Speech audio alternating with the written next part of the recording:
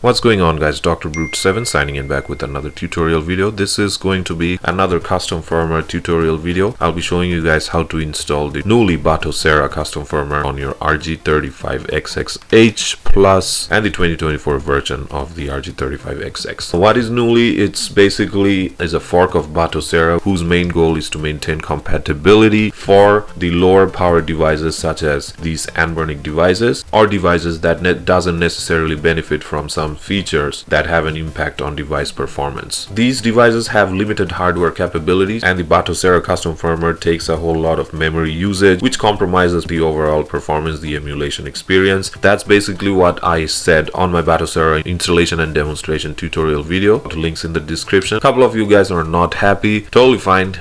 You have your own opinions, I have mine. Me as a content creator, I need to keep you guys informed what exactly is going on when it comes to the user experience, so that you guys can make an informed decision. I'm not saying by any means that Batocera is a bad custom firmware. It's amazing. It's just not made for certain devices. That's all I have to say. A whole lot of tweakings that needs to be done. A whole lot of people don't like to do those. They want an out-of-the-box experience. We can get it through the stock OS itself. Aesthetically, Batocera is a whole lot pleasing to look at as compared to the stock OS, but you know what? We're going to talk about that on a later video. So the very first thing is that we're going to format our memory card. So please make sure that you back up any contents or BIOS files or your saved games onto your PC or any other storage device. We're just going to remove the memory card, plug it into our system. Once our memory card gets detected, you're gonna see that there's two partitions. So we're going to format this first. So let's do a basic format and head over to format, and we're just gonna select FAT32. Go ahead and format it.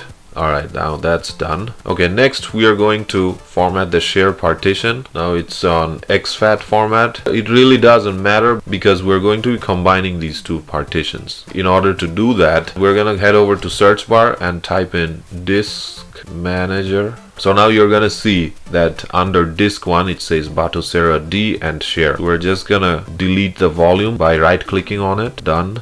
And then we're also going to delete Batocera as well. So as you can see, it says unallocated volume 119 gigabytes. Right click on it again, new, create simple volume. Do not do anything on this. Assign a drive letter. I'm going to stick with D. File system as exFAT. New volume, finish, done. It says exFAT. Alright, now we're done with the formatting process. Next, visit the link in the description and you're gonna scroll down until you come across the header that says installation package download. The very first one that says for RG35XX Plus H 2024, you're just gonna go ahead and download the image file and extract it with WinRAR extractor or 7-zip. You're going to get an image file. Next, you're going to use a disk image creator tool. I'm gonna use Win32 disk imager, and then I'm just gonna browse for my extracted image file, select my device and just write it. So we're just gonna wait for the process to finish. There you go. It says write successful. So we have successfully flashed the image file. There you go. Okay, so we're gonna be inserting our SD cards into our Anbernic devices. Make sure that you insert it into the first SD card slot, which says TF1 internal. Now we're just gonna power on our devices. Okay. Let it initialize first. So on the first boot, it's going to create all the system files and also create a separate partition that we saw when we were formatting our memory card, the one that says share. Okay, so the process has been completed. So we're just gonna shut down the system and then just take out the memory card, insert it into our computers. Now here's the thing. Now we do not have the share partition. And if you're gonna face the same thing, there's a solution for that. We're just gonna head over to disk management 2, type in disk manager. Alright, so as you can see that we have a healthy primary partition which is unallocated. You just right click on it and delete the volume. That's the only option that will be enabled. So just delete the volume and then just create a new volume, just like how I've shown you guys during the format process.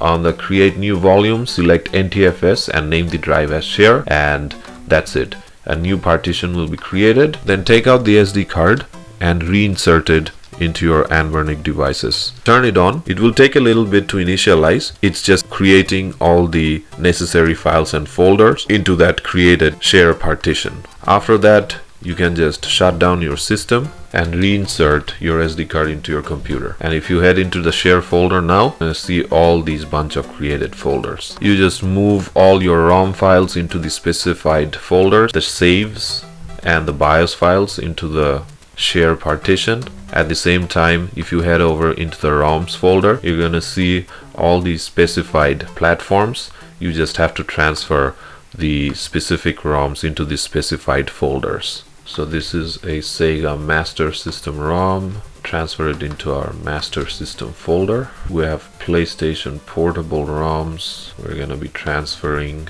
those into our PSP folder. And then we have our Dreamcast ROMs into our Dreamcast folder. Sega Mega Drive ROMs, or Sega Genesis ROMs, however you want to call it based on your region, into our Mega Drive folder.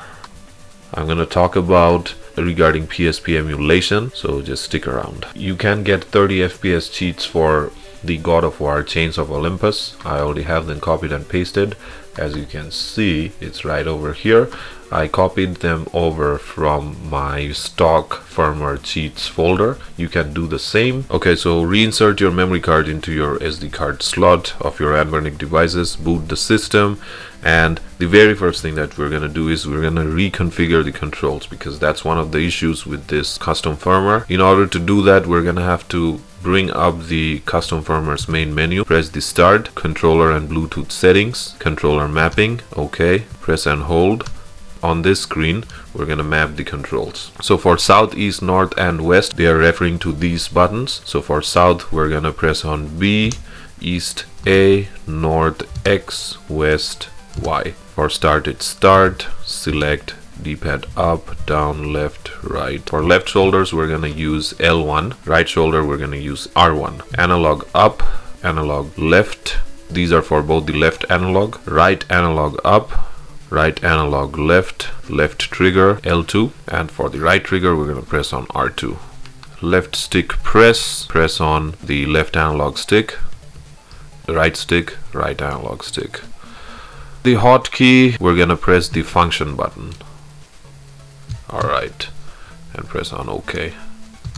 Done. So we're done with the configuration of the controls. Now, with that thing out of the way, second thing is the sound settings. You have noticed that after installation there is a front end music, which I don't like. You can just turn it off by heading into sound settings, front end music, you just shut it off. Now let's just check the copied ROMs and everything. Dreamcast ROMs, Mega Drive ROMs, everything is there. PlayStation Portable, but we need some cover pictures. How to do that? Connect to the internet. Head over to network settings, enable Wi-Fi, select your Wi-Fi device, press on B, there you go.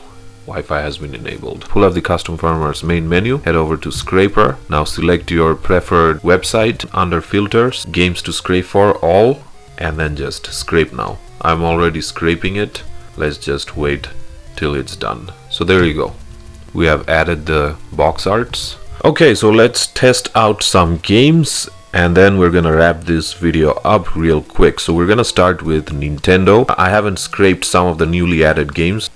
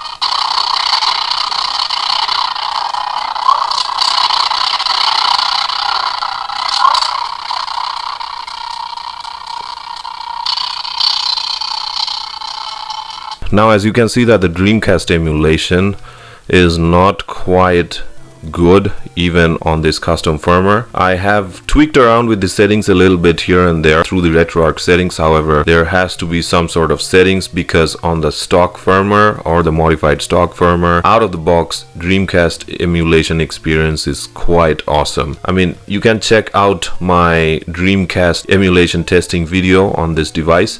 I am going to be linking that on the description, and you can check it out for yourself. I mean, I was thinking maybe there would be some improvements in the Dreamcast emulation. There isn't, but in regards to the other emulation, the performance is pretty well. PlayStation Portable emulation, you can try out the settings that I have mentioned on my other tutorial video. For those who are looking for a complete emulation experience, I think it's better to stick to the modified stock for now. For those who are looking to experience MAME emulation, Nintendo, Super Nintendo, Game Boy Advance, OpenBore is like working pretty great. Sega Mega Drive, Sega Master System, they work pretty well. They work pretty awesome.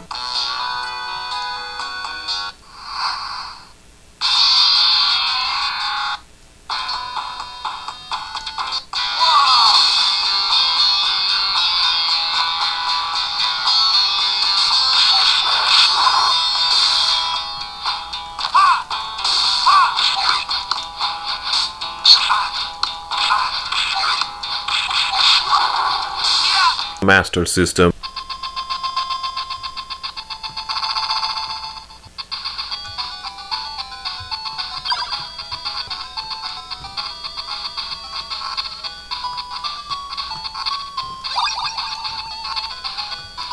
If you want to pull up the RetroArch menu, press the function button here along with the B button. It's going to bring up the RetroArch quick menu. From the quick menu, just a little bit of information. You can activate the rewind feature, one of my most personal favorite features. Activate the rewind feature and assign a button to activate the feature. You can do that by heading into settings, input, hotkeys. Scroll down, you're going to see assign a button combination for the rewind feature along with some other emulator specific feature. It's working pretty well, and this is basically how you activate the rewind feature on your RetroArch.